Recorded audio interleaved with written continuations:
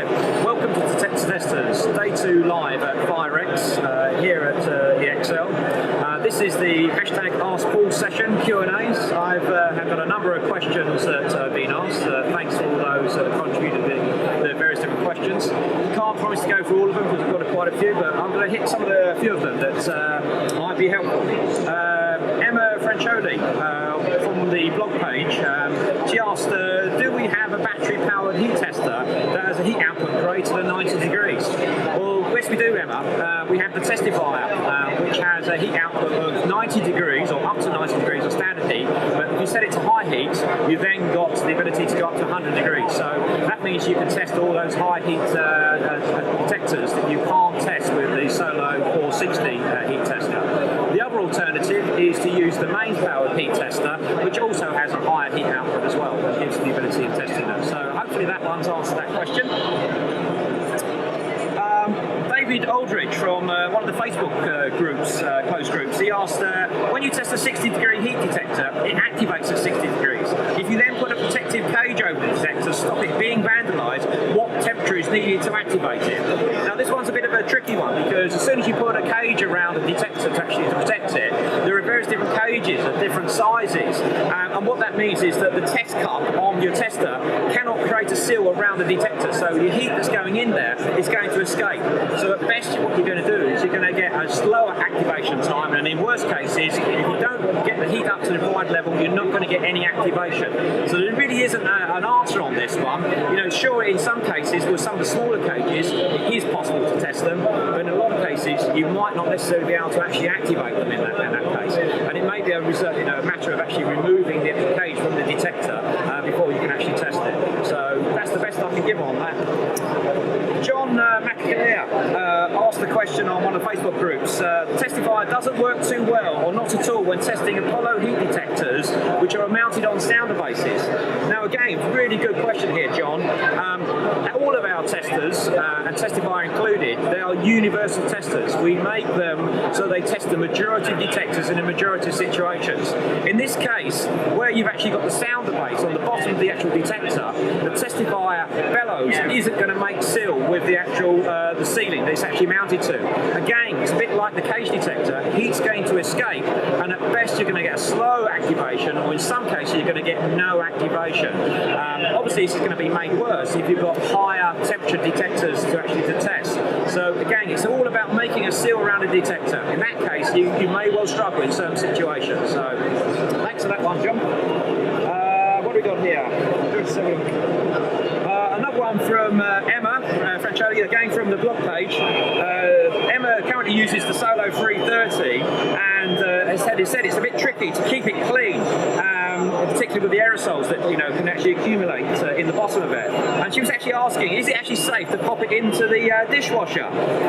This is a bit of an urban question that's been going around the forums and Facebook groups for a number of times. As the manufacturer, we can't really endorse putting in an industrial tool into an appliance that's used for for cleaning your plates and your knives and forks, etc. Having said that, it certainly does seem to work, and there's a number of reports that have come back to say it's report. All I would say is that although we don't endorse it, a couple of little precautions to take. I mean, one of the things to do is definitely take out the aerosol canister, because the aerosol canister, you don't want to get that too hot, because there's a potential of it actually expanding. So remove the aerosol canister, disassemble the 330, remove the membrane from the top as well, because that may actually distort with the actual heat.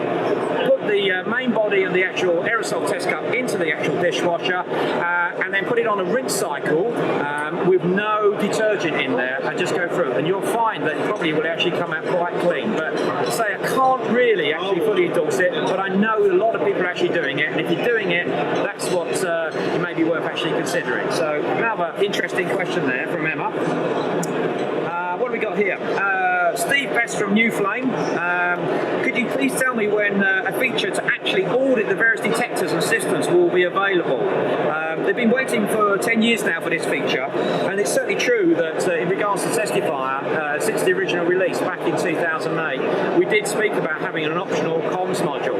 Unfortunately, although it was actually a prototype and it was a concept, it never made it into production. And the reason it never made it into production was that it had 2 transmitters in the one device. And to get type approvals on a device such as that, certainly back in 2008, was going to cost a lot of money. We haven't given up the concept and the idea, and we do believe that eventually there will be some sort of audit trail facility that may well be based around RFID or NFC. Just have to wait and see on that one. But at the moment, currently nothing is actually available on that one. Okay, thanks for that question.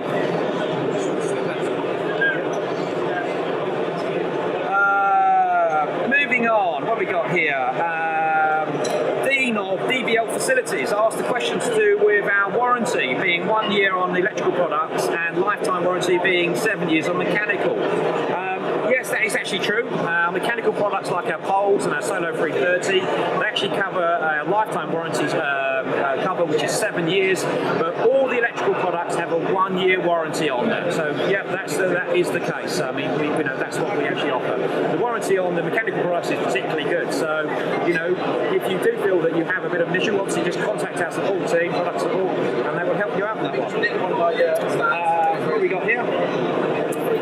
Derek Fay from Fire Safety Testing Limited. This one was put through our blog page. He says, I've got 2 questions for you. I have an issue with Testifier showing a fan fault. Can this be prevented? And any tips on trying to prevent dirt getting into the mechanism? And when it doesn't, what is your recommendation way to actually clean it? Now, this is very true. We have actually seen dirt and debris collecting in the bottom of the actual test cup, which can find in some situations work its way down inside the actual unit, and it can actually jam the fan.